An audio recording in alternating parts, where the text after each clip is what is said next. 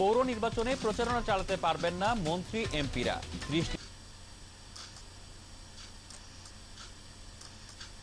December 234টি আইনটা যে হচ্ছে এটা আমরা জানতাম না। যখন আপনারা খবরের কাগজে দিলেন কিংবা যেদিন প্রথমে এটা হলো সেদিন আমরাও জানতে পারলাম। জামাতে ব্যবস্থা কেন্দ্রীয় ব্যাংকে নির্দেশনা। আকাশসীমা লঙ্ঘনের অভিযোগে রুশ যুদ্ধবিমান ভূপাতিত করল তুরস্ক। সম্পর্কে দীর্ঘমেয়াদী প্রভাব পড়বে হুঁশিয়ারি পুতিনের।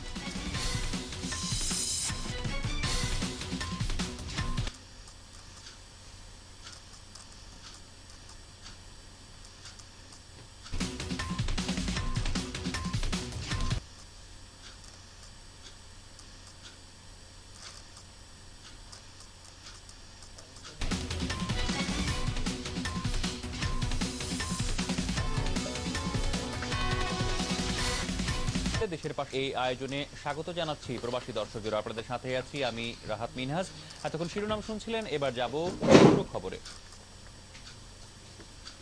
মেয়াদ শেষ হয়ে যাওয়ায় 234টি পৌরসভায় নির্বাচন 30 ডিসেম্বর। আর এজন্য 3 ডিসেম্বরের মধ্যে মনোনয়নপত্র দাখিল করতে হবে প্রার্থীদেরকে। নতুন পৌরসভা আইন অনুযায়ী তফসিল ঘোষণা করে প্রধান নির্বাচন কমিশনার জানালেন, আইনটি সংশোধনের বিষয়ে তারা অনেকটাই অন্ধকারে ছিলেন।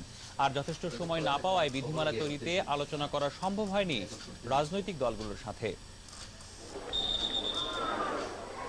দলীয় ও নির্দলীয় একসাথে দুই পদ্ধতিতে বাংলাদেশের প্রথম নির্বাচন। নতুন পৌর আইন অনুযায়ী দলীয় প্রতীকে লড়বেন মেয়র প্রার্থীরা, আর কাউন্সিলর পদে লড়বেন আগের মতো নির্দলীয় প্রতীকে। ঘোষিত তফসিল অনুযায়ী মনোনয়ন জমা দেওয়া যাবে 3 ডিসেম্বর পর্যন্ত। এই বাছাই 5 ও 13 তারিখ পর্যন্ত। ভোট গ্রহণের তারিখ 30 ডিসেম্বর 2015 বুধবার। নির্বাচনের পুরো প্রক্রিয়া শেষ হচ্ছে 37 দিনের মধ্যে। দলগুলোর সাথে আলোচনা ছাড়াই চূড়ান্ত হয়েছে নির্বাচনের বিধিমালাও। সিইসির কাছে প্রশ্ন ছিল, দলীয় প্রতীকে নির্বাচনের বিধিমালা প্রণয়নের ক্ষেত্রে কেন রাজনৈতিক দলগুলোর সাথে আলোচনা করা হলো না। আইনটা যে হচ্ছে এটা আমরা জানতাম না। যখন আপনারা খবরের কাগজে দিলেন সেদিন আমরাও জানতে পারলাম। অর্ডিন্যান্স হওয়ার পরে আমরা ওটা নিয়ে কাজ করলাম, তারপরে আবার পার্লামেন্টে যে এইটা বদলে গেল। এদিকে আমাদের আরেকটা বড় বাধ্যবাধকতা হচ্ছে যে আইনি সময়। নতুন নিয়ম অনুযায়ী প্রতি পৌরসভায় সর্বোচ্চ 1 লাখ টাকা ব্যয় করতে পারবে এক একটি দল। মেয়র পদে মনোনয়ন দেবেন দলের সভাপতি অথবা মনোনীত ব্যক্তি। কয়েকবার আলোচনা হলেও প্রচারণায় অংশ নিতে পারবেন না সরকারি সুবিধাভোগী কেউই। আমরা পূর্বের চাইতে আরো ফাস্টার, আরো কুইকলি অ্যাকশনগুলি নিব। আর সাংবাদিকদের ব্যাপারে আমরা সবসময় চাই সবগুলো জায়গা কভার করুন। পুলিশ আপনাদের বাধা দিবে না, আপনাদের কার্ড থাকতে হবে। মেয়র পদে দলীয় মনোনয়নের বিধান রেখে সংসদে নতুন পৌরসভা আইন পাশ হয়েছে 19 নভেম্বর। অনেক নাটকীয়তার পর অবশেষে ঘোষিত হলো পৌর নির্বাচনের তফসিল। যদিও এরই মধ্যে কয়েক দফা পরিবর্তন হয়েছে নির্বাচন পদ্ধতির। এবারই প্রথম দলীয় এবং নির্দলীয় পদ্ধতির নির্বাচন হতে যাচ্ছে বাংলাদেশে। কমিশন বলছে, দলীয় কিংবা নির্দলীয় পদ্ধতি যাই হোক, সুষ্ঠু নির্বাচনের সব ধরনের ব্যবস্থা নিয়েছেন তারা। যদিও একই প্রতিশ্রুতি ছিল সাম্প্রতিক সময়ের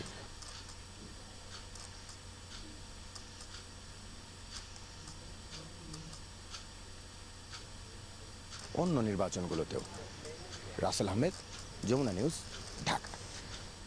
আর এদিকে আসন্ন এই পৌর নির্বাচন সুষ্ঠু ও গ্রহণযোগ্য সদস্য এতে আমরা গন্ধ পাচ্ছি যে অতীতের ন্যায় তারা দলীয়করণ করবে। এই যে নির্বাচন আসছে 30শে ডিসেম্বর বোধহয়, এই নির্বাচন যে সুষ্ঠু হবে সেটা সম্বন্ধে অন্ততপক্ষে আমি সন্দিহান। যুদ্ধাপরাধের দায়ে ফাঁসি হওয়া জামাত নেতা মুজাহিদের নামে বরাদ্দ করা প্লটটি বাতিল করতে যাচ্ছে সরকার। দ্রুত এই বরাদ্দ বাতিল করা হবে বলে জানিয়েছেন গণপূর্ত মন্ত্রী। 4 দলীয় জোট সরকারের মন্ত্রী থাকার সময় 2005 সালে উত্তরায় 5 কাঠার এই প্লটটি তাকে বরাদ্দ দেওয়া হয়। জামাতের আরেক যুদ্ধাপরাধী মতিউর রহমান নিজামীর প্লটের বিষয়েও খোঁজ খবর নেওয়া হচ্ছে। উত্তরার 11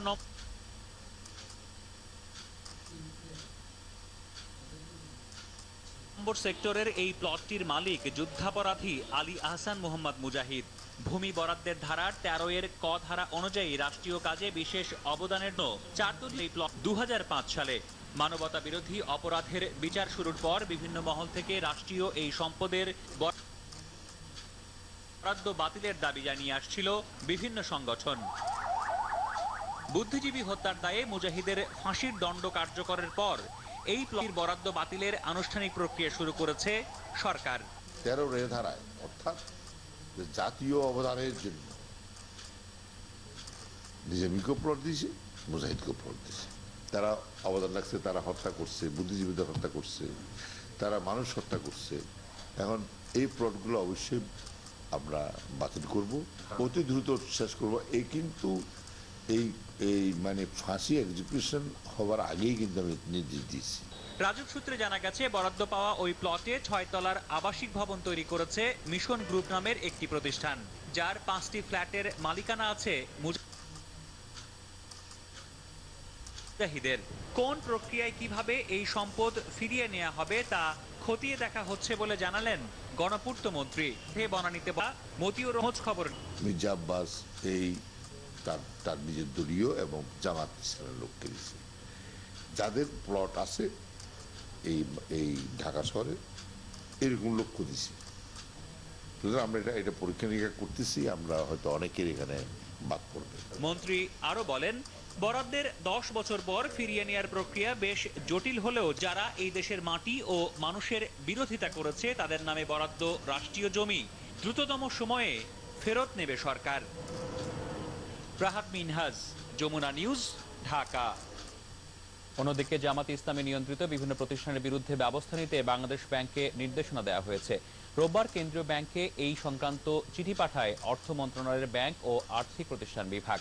স্বরাষ্ট্র মন্ত্রণালয় থেকে প্রাপ্ত তথ্যের ভিত্তিতে লেখা এই চিঠিতে আর্থিক প্রতিষ্ঠানের পাশাপাশি জামাত নিয়ন্ত্রিত বিভিন্ন শিক্ষা প্রতিষ্ঠানের বিরুদ্ধেও ব্যবস্থা নেওয়ার কথা বলা হয়েছে। জামাতের উদ্যোগে প্রতিষ্ঠিত বেশ কয়েকটি হাসপাতাল, রোগ নির্ণয় কেন্দ্র, ঔষধ প্রস্তুতকারী প্রতিষ্ঠান চিহ্নিত করা হয়েছে। এতে জামাত নিয়ন্ত্রিত সংবাদ মাধ্যম, পরিবহন কোম্পানি ও আবাসন নির্মাণকারী প্রতিষ্ঠান রয়েছে। কয়েকটি বিশ্ববিদ্যালয়ের পাশাপাশি সারা দেশে অসংখ্য কোচিং সেন্টার ও স্কুল কলেজও জামাতের উদ্যোগে প্রতিষ্ঠিত হয়েছে বলে এই প্রতিবেদনে চিহ্নিত করা হয়েছে।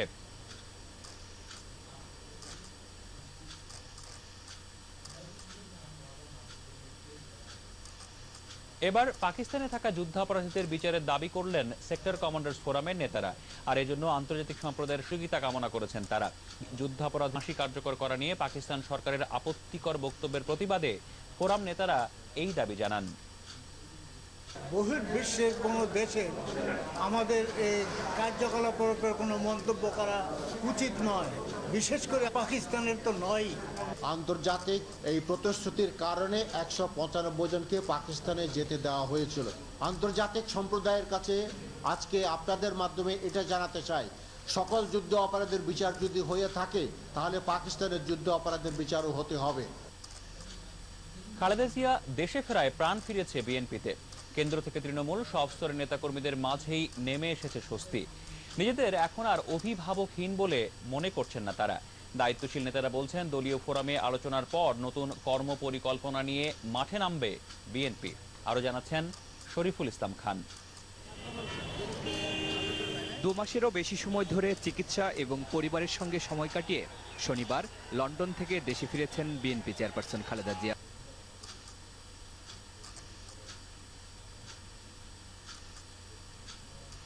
দেশজুড়ে নজিরবিহীন নিরাপত্তা বেষ্টনীর মধ্যেও নেত্রীকে অভিনন্দন জানাতে বিমানবন্দর এলাকায় জড়ো হয়েছেন নেতাকর্মীরা।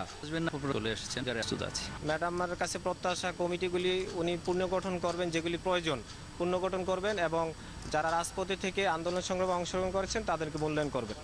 মাঠ পর্যায়ের নেতাকর্মীদের মতো চাঙ্গা বিএনপির কেন্দ্রীয় নেতারাও। বিএনপি তৃণমূল থেকে সবাই খুবই আনন্দিত, খুব উৎফুল্লিত। চিকিৎসার জন্য গেলেও খালেদা জিয়ার লন্ডন সফরকে রাজনৈতিকভাবে তাৎপর্যপূর্ণ মনে করছেন বিশ্লেষকরা। লন্ডনে বিএনপির 2 শীর্ষ নেতা দলের বর্তমান অবস্থা নিয়ে বিস্তারিত কথা বলেছেন। দেশ বিদেশের দায়িত্বশীল অনেকের সঙ্গেই কথা বলেছেন বিএনপি চেয়ারপারসন। সেজন্য দল পুনর্গঠন সহ বিভিন্ন ইস্যুতে খালেদা জিয়ার সিদ্ধান্ত নেওয়া এখন অনেক বেশি সহজ হবে বলে মনে করেন বিএনপি নেতারা। প্রথম জিনিস হচ্ছে পারে আপনার দল পুনর্গঠন সম্বন্ধে আসতে পারে। 2 নম্বর যেটা আছে যে আমাদের যে রাজনৈতিক যত কর্মী আছে, কর্মী যাদেরকে যে রিসেন্টলি যাদেরকে অ্যারেস্ট করেছে এরা, আর যারা অলরেডি অ্যারেস্টেড আছে তাদের ব্যাপারে। 3 নম্বর আসতে পারে আপনার এই যে পৌরসভা ইলেকশন। আগামী দিনের আন্দোলন সংগ্রাম নির্বাচন এগুলো নিয়েও ম্যাডামের সাথে কথা হবে সিনিয়র নেতৃবৃন্দের, এবং তারপরেই করণীয় ঠিক হবে আর কি। চিকিৎসার পাশাপাশি ভ্রমণ ক্লান্তি কাটাতে খালেদা জিয়ার 2-1 দিন বিশ্রামে থাকা জরুরি বলেও মনে করেন বিএনপি নেতারা। শরীফুল ইসলাম খান, যমুনা নিউজ, ঢাকা। নাশকতার 3 মামলায় বিএনপির ভারপ্রাপ্ত মহাসচিব মির্জা ফখরুল ইসলাম আলমগীরের 3 মাসের জামিন মঞ্জুর করেছেন আদালত। মঙ্গলবার বিচারপতি মোহাম্মদ রেজাউল হক ও বিচারপতি মোহাম্মদ খসরুজ্জামানের সমন্বয়ে গঠিত হাইকোর্ট বেঞ্চ এই জামিন দেন। ফখরুলের আইনজীবীরা জানান, সব মামলায় জামিন পাওয়ায় তার মুক্তি পেতে আর কোনো আইনি বাধা নেই। এর আগে 3 নভেম্বর বিচারিক আদালতে আত্মসমর্পণ করে জামিনের আবেদন করেছিলেন মির্জা ফখরুল ইসলাম আলমগীর, কিন্তু আদালত তার সেই আবেদন নামঞ্জুর করে কারাগারে পাঠিয়েছিলেন।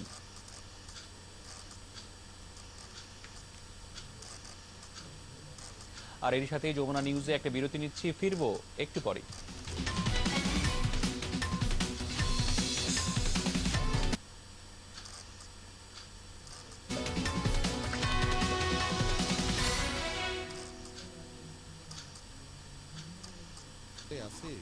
কোনো ঝামেলা করেনি বাবা। তুমি ঝামেলা, তুমি কোনো চিন্তা করো না তো, এখনো ঠিকঠাক বৌমা। আপনার অযথা টেনশন বাবা, 100 বছরও কিচ্ছু হবে না। তুমি তো ঘরদূর পরিষ্কার করো, তুমি ঠিকঠাক জানবা। আপনি বড় বেশি দেখতে করেন, বিশ্বাস না হলে নিজে দেয়ালের ভিতর ঢুকে দেখেন না। আপনার তো সব জায়গায় entry free. A1 thread pipe British standard অনুযায়ী সঠিক পুরুত্ব, তাই দেয়ালের ভেতরের চাপে ফাটে না, আর গরম বা ঠান্ডা পানিতে সংকোচন বা প্রসারণ হয় না। কম্পিউটারাইজড সিএনসি মেশিনে সঠিক থ্রেড নিশ্চিত করে 100 বছরের guarantee. A1 thread pipe, life যাবে, পাইপ যাবে না। মিষ্টি মিষ্টি খুনসুটিতে উচ্ছলতা দুষ্টুমিতে গভীর চাওয়ার সজীব হাওয়া, ঠান্ডা ঠান্ডা শীতলতায় চির রঙিন রূপকথারা, সত্যি না হয় হলো তারা। 65% এনার্জি এফিশিয়েন্ট, লো ভোল্টেজে দুর্দান্ত পারফরমেন্স, আর মন জোড়ানো সব রং নিয়ে বাংলাদেশে তৈরি যমুনা রেফ্রিজারেটর। যমুনা রেফ্রিজারেটর, চির সজীব ভালোবাসায়।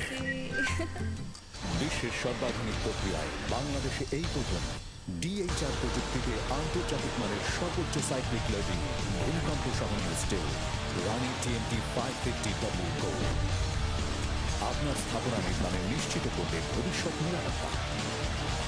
RRM group. রালিশ, sorry sir. Good job. Sorry sir.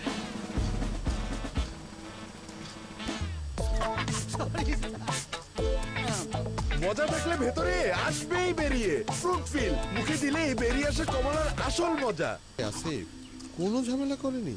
ও বাবা, তুমি ঝামেলা করবে কেন? তুমি কোনো চিন্তা করো না তো, এখনো ঠিকঠাক বৌমা। আপনার অযথা টেনশন বাবা, 100 বছরও কিচ্ছু হবে না। তুমি তো ঘরদূর পরিষ্কার করো, তুমি ঠিকঠাক জানবা। আপনি বড় বেশি দেখতে করেন, বিশ্বাস না হলে নিজে দেয়ালের ভিতর ঢুকে দেখেন না। আপনার তো সব জায়গায় entry free. A1 thread pipe British standard অনুযায়ী সঠিক পুরুত্ব, তাই দেয়ালের ভেতরের চাপে ফাটে না, আর গরম বা ঠান্ডা পানিতে সংকোচন বা প্রসারণ হয় না। কম্পিউটারাইজড সিএনসি মেশিনে সঠিক থ্রেড নিশ্চিত করে 100 বছরের guarantee. A1 thread pipe, life যাবে, পাইপ যাবে না।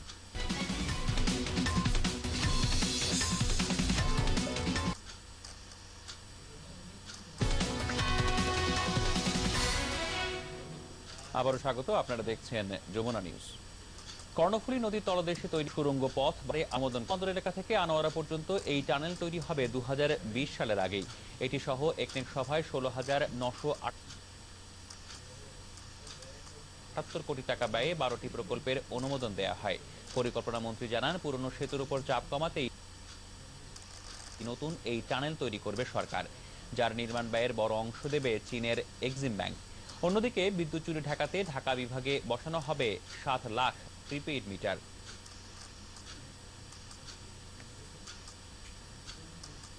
অচল হয়ে গেল হাতে লেখা পাসপোর্ট। বুধবার থেকে বিদেশ যাতায়াতে অবশ্যই মেশিন রিডেবল পাসপোর্ট বা MRP থাকতে হবে। তবে এখনো প্রায় 4 লাখ পাসপোর্টধারী MRPর আওতায় আসেননি। দ্রুত পুরনো পাসপোর্ট বদলে নেওয়ার পরামর্শ দেওয়া হয়েছে তাদেরকে। প্রবাসী যারা এখনও এমআরপি পাননি তারা দূতাবাস থেকে বিশেষ পাস নিয়ে দেশে ফিরতে পারবেন।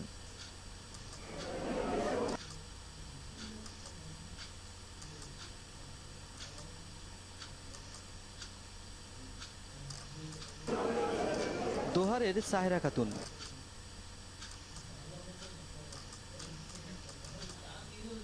গৃহকর্মীর কাজ করেছেন দুবাই ও কুয়েতে, এবার যেতে চান সৌদি আরবে, কিন্তু ভিড় করেছেন। নতুন করে আমার পাসপোর্ট করতেছি।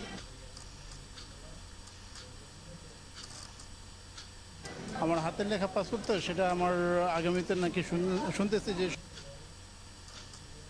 সরকার এটা ব্যান্ড করে দিচ্ছে, যার কারণে আমি এটাকে নতুন করে আবার রিনিউয়াল করতেছি।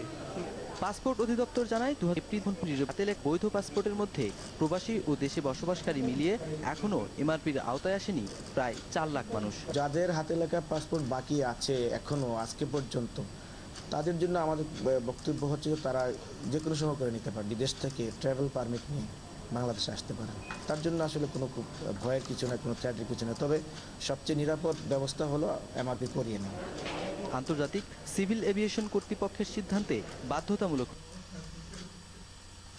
হচ্ছে এমআরপি। সরকার বলছে হাতে লেখা পাসপোর্ট এমআরপিতে রূপান্তরের জন্য প্রক্রিয়া অব্যাহত থাকবে। আমাদের এখন যে আমাদের ক্যাপাসিটি আছে, আমরা 20,000 পাসপোর্ট ডেইলি প্রিন্ট করতে শেষ হয়ে গেল। এমআরপি প্রদানের জন্য আমাদের যে সক্ষমতা রয়েছে সেই আলোকেই বলছি যে কোনো অসুবিধা হবে না। তো অ্যাজ অ্যান্ড হোয়েন যখন যারা আসবেন তাদেরটা আরও দ্রুত গতিতে করে দেওয়া হবে সামনের দিনে, এবং যদি কোনো ইমার্জেন্সি হয় সেগুলো ইমার্জেন্সিতে হ্যান্ডেল করার মতো ক্যাপাসিটি আমাদের আছে। পাসপোর্ট অধিদপ্তর আরও জানিয়েছে, প্রবাসীরা দেশে এসে এমআরপি নিতে চাইলে 2 দিনের মধ্যে সরবরাহ করা হবে।